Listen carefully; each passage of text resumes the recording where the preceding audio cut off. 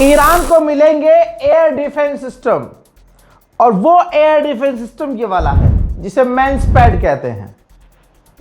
Iran ने इसी कंधे पर रख के चलाने वाली बाजूका टाइप दिखने वाली ये जो बंदूक है, इसी से अमेरिका के तमाम फाइटर जेट और जहाज़ों को मार गिराया। तो इस मैन पैड के लिए काफ़ी फेमस हो चुका है ईरान कि उसको टॉप डिफेंस सिस्टम चाहिए ही नहीं, यही है उसके लिए काफ़ी।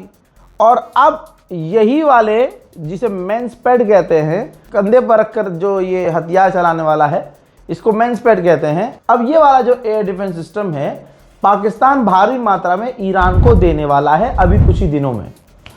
अब दोस्तों आप कहेंगे भाई आपने तो बताया नहीं अमेरिका वाला और ये वाला। भाई ईरान तो पहुंच गया था सही टाइम पर और सबसे पहले आपको बता दिया था।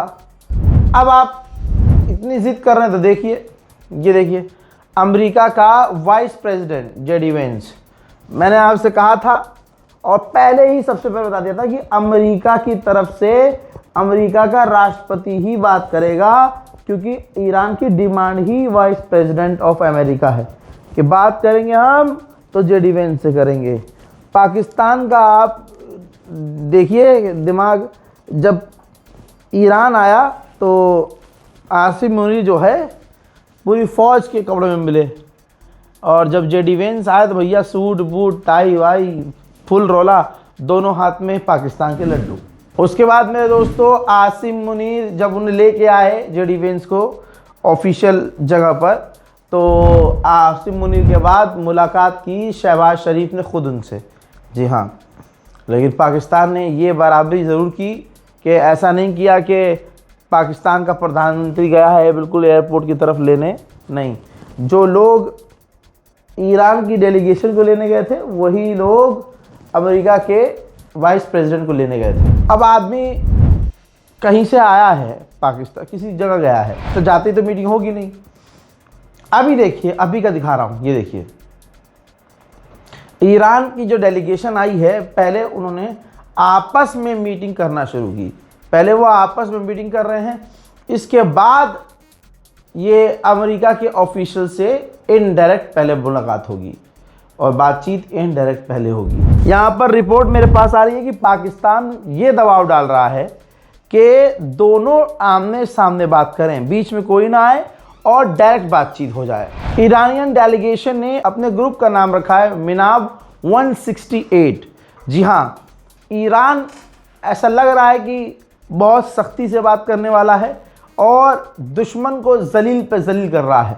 मिनाब 168 अपने इस ग्रुप का नाम रखा है, अल्लाह कामयाबी दे। ईरानियन ऑफिशियल ने क्लियर कर दिया है कि अगर अमेरिका फर्स्ट पॉलिसी के तहत हमसे बात करे तो डील हो जाएगी, और अगर इजराइल को आगे रखकर हमसे बात करेगा तो डील नहीं होगी। अब देखिए, जो पाकिस्तान ईरान की टीम गई है वो तो गई है, लेकिन ईरान के ऑफिशियल्स पीछे से ईरान में रहकर बड़ा बयान दे रहे हैं, जैसे इन साहब ने दिया है। कहा है कि ईरान के लोगों को डरने की ज़रूरत नहीं है, हमारे अफसर अमेरिका से इस तरह से डील करेंगे जैसे हम मिसाइल लॉन्चर हैं, जैसे हम फुल ताकत में हैं, और हम कमज़ोर नहीं हैं दोस्तों। हम किसी भी हालत में कोई कॉम्प्रोमाइज़ नहीं करेंगे और जीत हमारी है। पाकिस्तान के अंदर मौजूद हैं ईरान की डेलीगेशन, और पाकिस्तान में रहते हुए ईरान के विदेश मंत्री ने फिर से रिपीट किया है कि हम बात तो करने आए हैं, लेकिन हमें अमेरिका पर बिल्कुल भरोसा नहीं है, क्योंकि इससे पहले हमने 2 बार बात की और इन लोगों ने हम पर दोनों बार हमला किया बातचीत के दौरान। चीज़ें बहुत ख़तरे वाली हैं, कुछ भी हो सकता है। कल ईरान ने आधिकारिक तौर पर कहा था कि हमारे जो पैसे फंसे हुए हैं अरब में और अलग अलग जगह, अमेरिका उसे रिलीज़ करने की राज़ी है।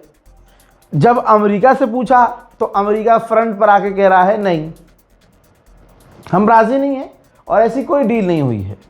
तो झूठ कौन बोल रहा है ये समझ से परे है। जब पाकिस्तान की डेलीगेशन से ईरान ने मुलाकात की, क्योंकि जाहिर सी बात है उनके मेहमान हैं, वो मीडिएटर हैं, तो आसिम मुनीर और पाकिस्तान के प्रधानमंत्री से जब पहली मुलाकात हुई ईरान की टीम की, तो उन्होंने कहा कि अमेरिका ने जो हमारे पैसे अलग अलग जगह फंसा रखे हैं वो आप निकलवाइए, और इजराइल अभी लेबनान पर जो हमला कर रहा है आप उसे बंद करवाइए। ये पहली ही बात रख दी है ईरान ने पाकिस्तान की टीम के आगे। एक तस्वीर और दिखाऊंगा आपको, ये देखिए, आपको 2 जहाज़ दिख रहे हैं पीछे, वो ईरान के हैं, और अमेरिका का जहाज़ जो दिख रहा है बाजू में, वो जाहिर सी बात है अमेरिकी झंडा के साथ जो दिख रहा है वो अमेरिका का है। तो 2 जहाज़ ईरान के वो साथ खड़े हैं, बाजू में बगल में बिल्कुल अमेरिका का भी जहाज़ साथ साथ उनके खड़ा है। मोहतरम हज़रात, कहा जा रहा है कि अगर अमेरिका डिमांड मान लेता है, तो अगर शुरुआती डिमांड मान लेता है तो ईरान और अमेरिका के बाद फेस टू फेस बात हो जाएगी, आमने सामने बैठकर बात हो जाएगी। मेरे दोस्तों, उधर ईरान में ऑफिशियल्स टीवी चैनल पर तक खड़े होकर कह रहे हैं कि हम बात तो कर रहे हैं लेकिन हमें अमेरिका पर भरोसा बिल्कुल नहीं है, हमारी फिंगर ट्रिगर पर है, कुछ भी उल्टा सीधा हुआ तो हम जवाब देंगे। हजरात मोहतरम, कश्मीर से लेकर कन्याकुमारी, कश्मीर से लेकर कारगिल, और कारगिल से लेकर दिल्ली, और दिल्ली से लेकर उत्तर प्रदेश, और उत्तर प्रदेश से लेकर आप हिंदुस्तान के किसी भी कोने में चले जाइए, जिन लोगों ने सोना चांदी गिरवी रखा और पैसा भेजा ईरान एम्बेसी को, दूसरी खेप, तस्वीर आपके सामने, दूसरी खेप red crescent society Islamic Republic of Iran के अंदर जो काम कर रही है, उसको भारत में जो एम्बेसडर हैं, भारत के अंदर से ही जो भारतीयों का पैसा मिला था इन्हें, जिन मुसलमानों ने डोनेट किया था, उस पैसे और जेवर से भारत के अंदर जिन चीज़ों की ईरान में ज़रूरत है, मेडिकल किट्स, वो ख़रीदी गई और उसकी दूसरी खेप ईरान पहुंचा दी गई है। भारत के मुसलमानों ने जो करके दिखाया है भाई, कोई करके, देखिए गोदी मीडिया अंधभक्त चीखते रहे, चिल्लाते रहे, इनकी छातियों पर सांप लौटता रहा।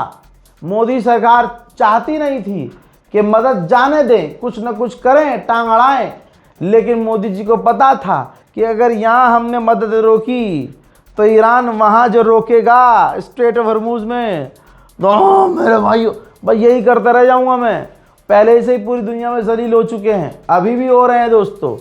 तो ईरान के एम्बेसडर जो भारत के हैं, उन्होंने ऐलान कर दिया है, और मैंने तस्वीर दिखा भी दी है कि भारत के अंदर से ही ख़रीदारी की गई है। ऑब्वियसली भारत को अच्छा बिजनेस मिला है, सोना चांदी जिन्होंने गिरवी रखा उसको बेचा, ईरान एम्बेसी तक पैसा पहुंचा, ईरान एम्बेसी ने उस पैसे सोने को इस्तेमाल किया ईरान के अंदर जिन चीज़ों की ज़रूरत है उनको ख़रीदने का, भारत के अंदर से ही फिर वो भेज दिया गया है। तो इससे भारत का फ़ायदा ही हुआ भाई, सामान बिक्री हुई। अब इसके बाद एक बात और बता दूं, ईरान ने इसके बाद मदद का जो अपना SBI का अकाउंट खोला था, बारकोड खोला था, सब बंद कर दिया है। जी हाँ, डीएक्टिवेट कर दिया है अकाउंट। लिहाजा कोई चंदा कर रहा हो, कोई कह रहा हो कि भाई ये हमारा बारकोड है या ईरान का नया बारकोड है, ऐसा कोई बारकोड नहीं है, फ्रॉड हो रहा है। तो ईरान के लिए अब कोई चंदा वंदा इकट्ठा करने की ज़रूरत नहीं है, क्योंकि ईरान की एम्बेसी जो भारत के अंदर है उसने कलेक्शन करने से, डोनेशन लेने से अब मना कर दिया है, और हिंदुस्तान के मुसलमानों को शुक्रिया अदा किया है। इस रिपोर्ट को शेयर कीजिए। जय हिंद।